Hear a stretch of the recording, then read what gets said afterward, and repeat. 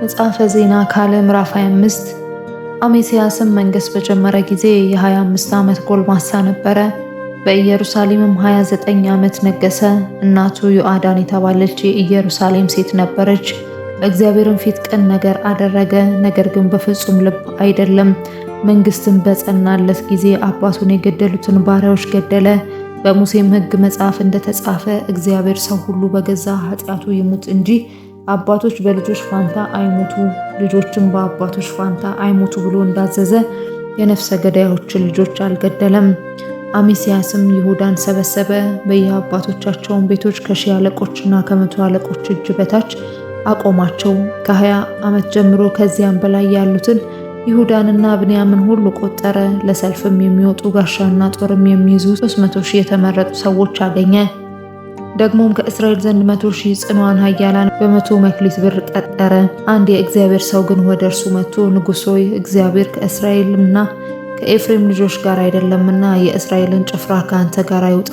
ብትሄድ ግን በእነርሱም ማሸነፍን ብታስብ የመርዳትና የመጣል ኃይል ከእግዚአብሔር ዘንድ ነውና እግዚአብሔር በጠላቶች ፊት ይጥልሃል አለው።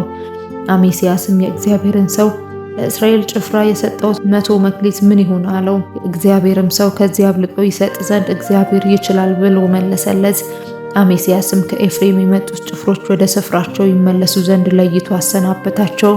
ስለዚህም ቁጣቸው በይሁዳ ላይ ጸና፣ ወደ ሀገራቸውም በጽኑ ቁጣ ተመለሱ። አሜስያስም በረታ፣ ሕዝቡንም አውጥቶ ወደ ጨው ሸለቆ ሄደ። ከሴይርም ልጆች 10,000 ገደለ። የይሁዳም ልጆች ደግሞ 10,000 ሰዎችን በሕይወታቸው ማረኩ። ወደ አለቱም ራስ ላይ አመጧቸው፣ ከአለቱም ራስ ላይ ጣሏቸው። ሁሉም ተፈጠፈጡ።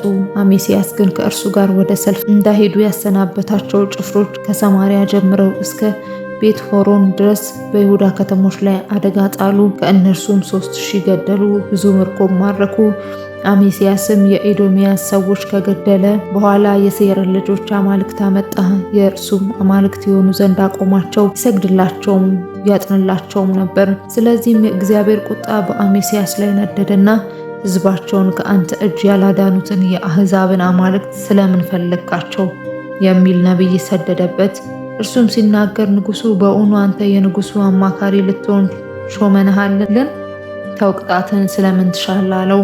ነቢዩም ይህን አድርግሃልና ምክሬንም አልሰማህምና እግዚአብሔር ሊያጠፋ እንዳሰበ አወቅኩ ብሎ ተወ። አሜስያስ ምክር አደረገና ና እርስ በርሳችን ፊት ለፊት እንተያይ ብሎ ወደ እስራኤል ንጉሥ ወደ ኢዩ ልጅ ወደ ኢዮአካዝ ልጅ ወደ ኢዮአስ ላከ። የእስራኤልም ንጉሥ ኢዮአስ የሊባኖስ ኩርንችት ልጅህን ለልጄ ሚስት አድርገህ ስጠው ብሎ ወደ ሊባኖስ ዝግባ ላከ። የሊባኖስም አውሬ አልፎ ኩርንችቱን ረገጠ።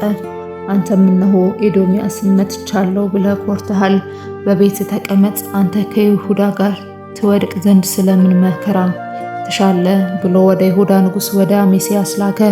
የኤዶምያስንም አማልክት ስለፈለጉ በጠላቶቻቸውም እጅ አሳልፎ ይሰጣቸው ዘንድ የእግዚአብሔር ፈቃድ ነበረና አሜስያስ አልሰማም። የእስራኤል ንጉሥ ኢዮአስ ወጣ፣ እርሱና የይሁዳ ንጉሥ አሜስያስ በይሁዳ ባለች በቤት ሳሚስ ላይ እርስ በርሳቸው ተያዩ። ይሁዳም በእስራኤል ፊት ተመታ፣ እያንዳንዱም ወደ ድንኳኑ ሸሸ። የእስራኤልም ንጉሥ ኢዮአስ የይሁዳን ንጉሥ የአካዝያስን ልጅ የኢዮአስን ልጅ አሜስያስን በቤት ሳሚስ ይዞ ወደ ኢየሩሳሌም አመጣው። የኢየሩሳሌምንም ቅጥር ከኤፍሬም በር ጀምሮ እስከ ማዕዘኑ በር ድረስ 400 ክንድ አፈረሰ። ወርቁንና ብሩን ሁሉ በእግዚአብሔር ቤት ከጾቤድ ኤዶም ጋር የነበሩትን ዕቃዎች ሁሉ የንጉሡን ቤት መዛግብት በመያዣ የተያዙትንም ወስዶ ወደ ሳሚስ ተመለሰ።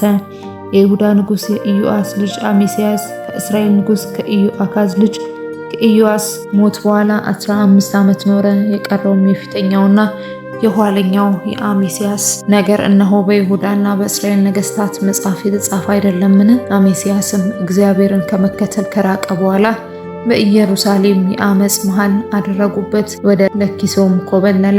በስተኋላውም ወደ ለኪሶ ላኩ፣ በዚያም ገደሉት፣ በፈረስም ጭነው አመጡት፣ በዳዊት ከተማ ከአባቶቹ ጋር ቀበሩት።